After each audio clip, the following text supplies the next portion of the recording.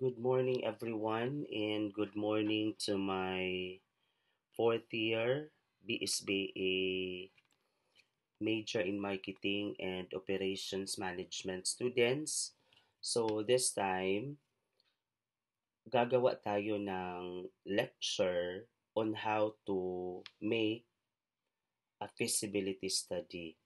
But before that, for those who are new to this channel, I want you to subscribe and then hit the notification bell so that if I have new videos relating to marketing research, business research, thesis, and feasibility study, you are always updated.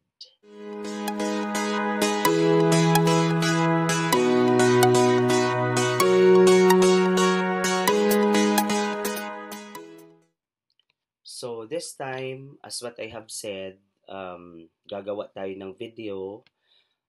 This is a very simple video, but I hope that this could be able to help to my students. Okay, so here, feasibility study is a requirement for the students to graduate, especially in business administration, major in marketing management and operations management. Okay, so I have here, so this is it. I have here the guidelines for writing a feasibility study. Okay, so when we talk about feasibility study, it has something to do with if you are planning to establish or put up a business, so that you could be able to identify or determine if this is feasible. Kasi dapat sa negosyo, iwasan natin na malugi tayo, no? Our very aim to put up a business is para magkaroon tayo ng ROI o return of investment. Okay, so para maging maganda ang lahat, so we have to do a feasibility study. And this is a requirement for the degree of Bachelor of Business Administration. Okay, so this video tutorial is intended for my students. Okay. So first thing that we have to do or to consider are the front matter. Okay, so when we talk about this, we are talking about the preliminary pages, no? The preliminary pages, or ito yung mga pahina bago tayo magkaroon ng pinakaunang chapter. So first we have here the title page, and of course, in the title page you have to state the project or business name clearly, no? So for example here, for example, the title of the project is Freshmart Online Delivery Service, no? So this is the title of the study or business on opening a Freshmart online delivery service. Okay, so here in the title page, we could be able to see we have to include the purpose. For example, a feasibility study presented to the faculty of. Okay, so you are going to state there faculty, the name of the faculty. For example, faculty of business administration, or um, for those programs na kailangan talaga yung feasibility study. And then, the name of the proponents, of course here, names, the date of submission, and the institution. So, institution, kung saan ka nag-aaral. So, in our case, in the presentation of the proponents, dapat mauna yung leader, no? So, the name of the leader will be the first to be listed, and then followed by the members in an alphabetical order. So, dapat yung alphabetical order nakabase siya doon sa apelyido. And then another one, of course, no, once the study will be done, so kailangan natin ng approval sheet. So this page signed by your advisor, the panelists to certify that the project or the study is accepted. Then another one, we have here the acknowledgement. No? So acknowledgement, here you are going to think individuals, organizations, or institutions that contributed support. No, in our case, um, you are going to present acknowledgement like dapat mauna yung pangalan, and then ano yung role, no, nung tao sa iyong papel, and then his or her contribution. So name, role, and then contribution. So that is how are we going to present, no, in our format. So always remember this, different institutions, we have also different format. Okay, however, in our case, so we have to state the name, no, of the person in a bold manner, and then the role of that person in your paper or in your project, and then ano yung nagawa niya, no? So that means to say, wag niyo nang isali yung mga tao na walang kinalaman, no, sa paggawa ng papel ng proyekto. Another one is dedication. This is a brief note dedicating the study to family, mentors, or inspiration. But before that, no, on the making of acknowledgement, I want you to avoid using first person, no? Bawal dito yung first person based. So dapat the researchers, the proponents, the team, so dapat naka third person siya.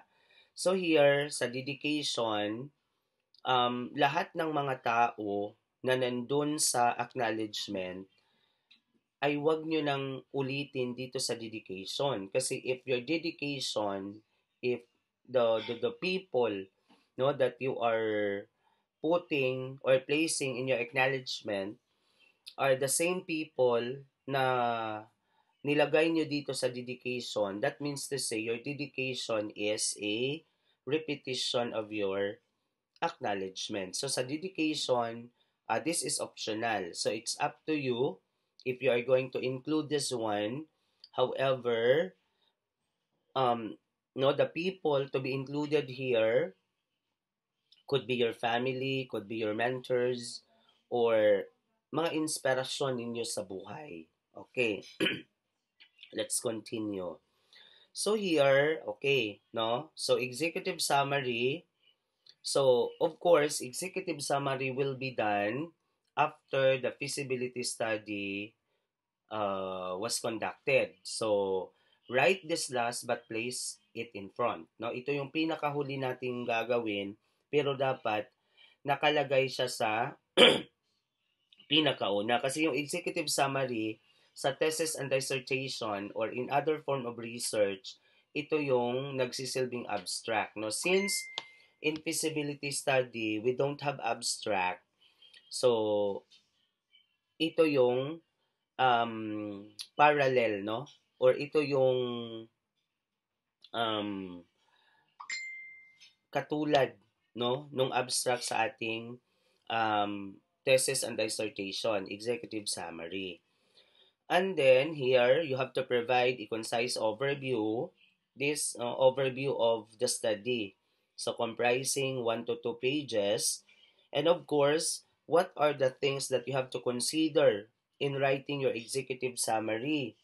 So here, you have to consider um, the business concept, target market, key findings, profitability, and recommendation. So, for example, no, for example, so that you will be guided, Fresh Mart is a proposed online grocery delivery service for the households of Butuan City. Survey results show that 65% of respondents are willing to avail of online grocery delivery for convenience. The study finds that the business is financially viable with an ROI of 30% in the first year and a payback period of 1.5 years. So, um, though the example is very short, it's concise, but it gives you the glimpse on how to write executive summary. Okay.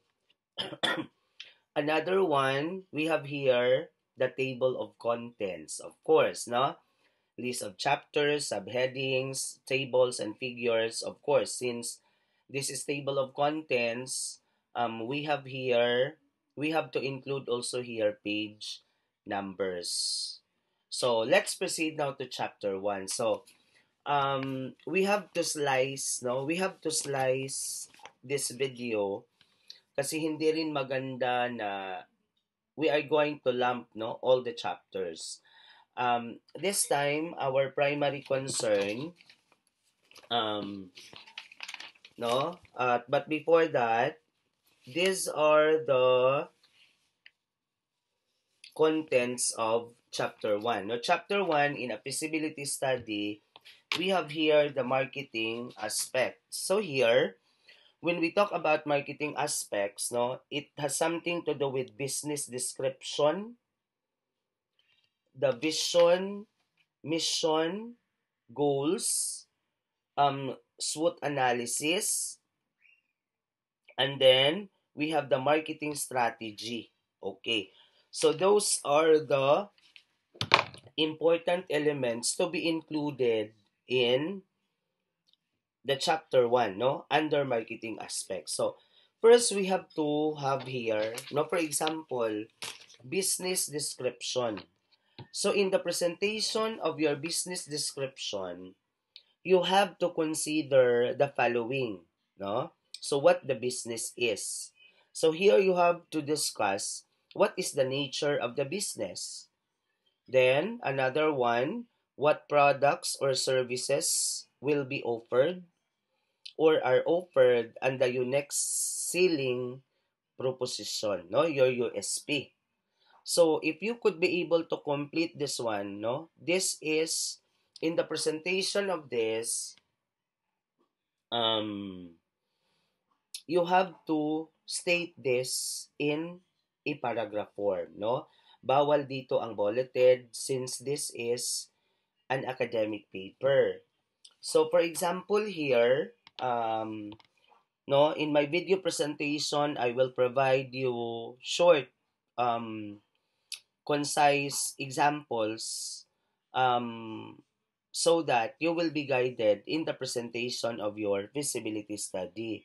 So for example, no, let's go back to my example. The title of the project is Fresh Mart Online Delivery Service. So here, business description, Fresh Mart provides door-to-door delivery of grocery items ordered by a website or phone call.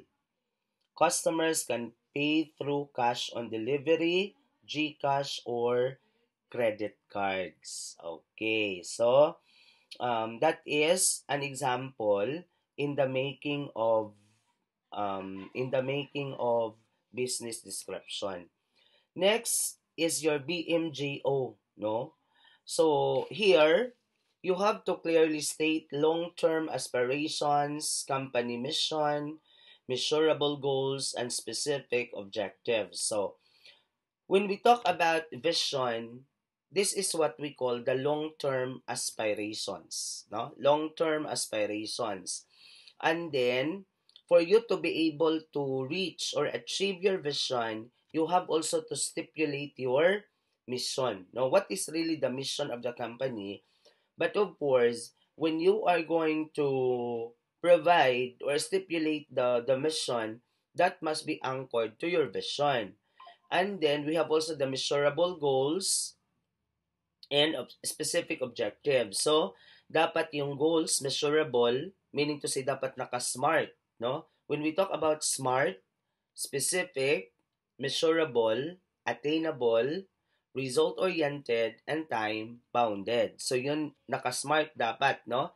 And then, specific objectives must be also SMART and then anchored to your measurable goals. Okay. So for example here, the vision is to be the most trusted and convenient online grocery delivery service in Mindanao. Because Butuan City is part of Mindanao. So that is the vision. And then the mission to provide fresh, affordable, and fast delivery of grocery items with excellent customer service. No, if you try to look at this, both mission and vision, no, they are actually dwelling each other. Okay, and then your goal, no, the goal here, as what I have said, goal must be specific. So here, achieve 500 active customers in the first year.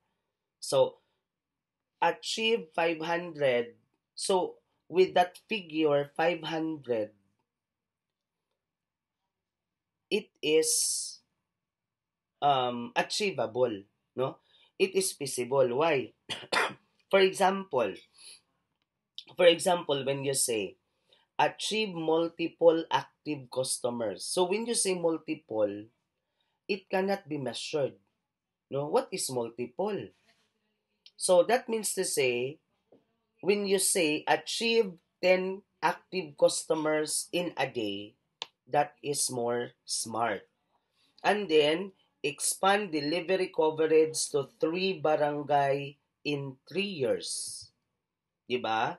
So, mas ano siya, mas madali siyang gawan or it is more feasible or it is achievable kasi meron siyang figure.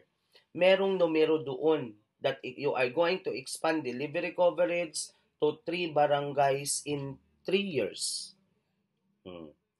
What if you will say expand delivery coverage to the different barangays? So, when we talk about different, you could not be measured, no? You could not measure um different barangays. But when you say 3, 5, 2, 1 barangay each year, so that is more achievable. So here, of course, you are going to include the business name and the logo. So you have to explain the rationale for choosing the name and symbolism of the logo. So for example, in your logo, you have to discuss all the aspects, no? For example, your logo, you have a green color, there is a dominant white portion, and your logo, the shape is circle. What are the things inside the logo? You have to explain, no? Why you choose green. What is the relativity of the color green in your business? What is the relativity of the circle, no? Of the dominant white color in the logo. No, because logo symbolizes your business. So you have to explain every edge of your logo, no?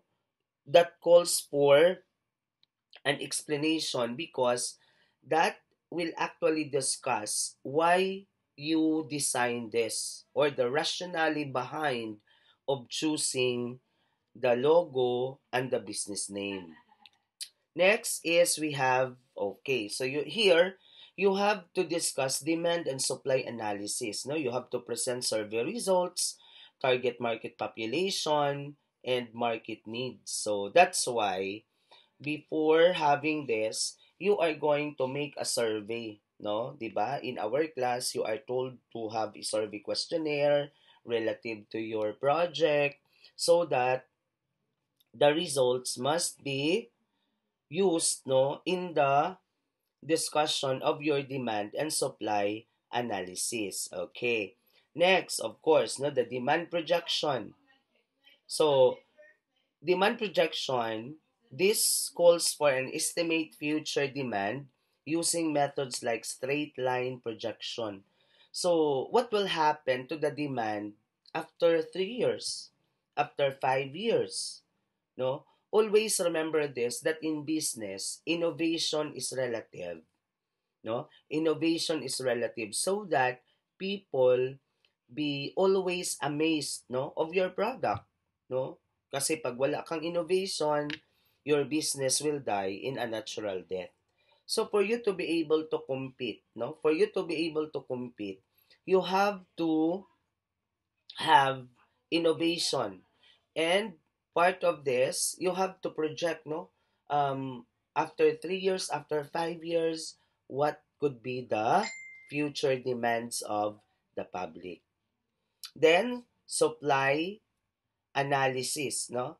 Here, you have to identify existing competitors and their capacity, no? So, you have to look into, okay, for example, no, there are multiple online delivery service now, no? So, we have online, no?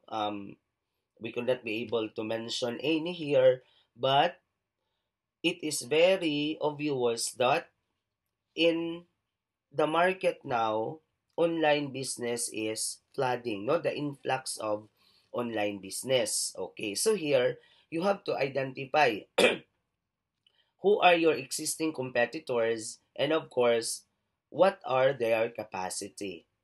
Okay, next is the competitive analysis, no? Here you have to compare strengths and weaknesses of competitors. So that's why you have to do SWOT analysis. You have to identify your strengths, weaknesses, opportunities, and threats. So for example, the strength is you are offering 24/7 ordering system, no? So that is your strength. And then your weakness, you have limited initial delivery vehicles. So imagine this, you are offering 24/7 ordering system. However, um, you have only limited initial delivery vehicles. Your opportunity here, people, no, the growing preference for online shopping. Kasi pag sinabi nating online shopping, no, it is more convenient. No, your product will be coming at your doorstep, no? Talagang hinahatid na nila 'yan. So, people nowadays, they are more preferred to have online shopping. Then your threat, of course, entry of large supermarket chains into online delivery kasi ngayon, no, kahit yung mga malalaking establishment, mga malalaking supermarkets, they are now engaging into online delivery. So how are you going to compete, no, with this? So by simply using SWOT analysis, you could be able to determine a strategies. How are you going to compete? How are you going to innovate your service so that excuse me, so that hindi ka mapag-iiwanan ng panahon, no? So now every now and then you have to do this, no? Kasi nakakatulong ito sa iyong business. Okay. Then pasok tayo dito sa marketing strategies or the 4 Ps, no? Ito yung tinatawag natin na marketing mix. So we have the product, we have the price, and we have place and promotion. So for example, your product, no, groceries, fresh produce, household items. 'Yon ang iyong product. Price, flat delivery fee of 100 pesos. So you have to look into, no, mas mura ba ang sayo, no? Kasi yung iba, they are only offering 50 pesos delivery service.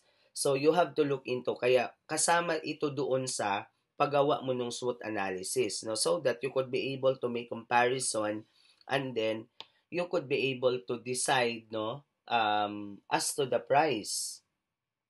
Then, yung place, urban barangays of Butuan City, no? So that is the place. And the promotion, you have social media ads, you have flyers, you have referral rewards or whatever promotion you wanted to have. Meron kayong mga suki cards, meron kang mga discount cards o ano pa yung mga cards na iyan. So you have to discuss that properly in your chapter 1. Okay. And then a very good important tip here, this this chapter must be supported with graphs, survey results, and tables. Okay, so I hope if you have more questions, kindly drop your questions on the comment section so that we could be able to help you, no? We could be able to help you, or it might be your question might be our next content. So at this point, we will only present chapter 1, the marketing aspect. The next time around, we have to proceed to chapter 2, the technical aspect of the feasibility study. So, as what I have said, thank you so much for watching. I hope that with this short video presentation, you learned something. If you have questions, feel free to ask. Just drop your questions on our comment section so that you will be responded. Thank you so much for watching. God bless everyone. Stay safe and mabuhay po tayong lahat.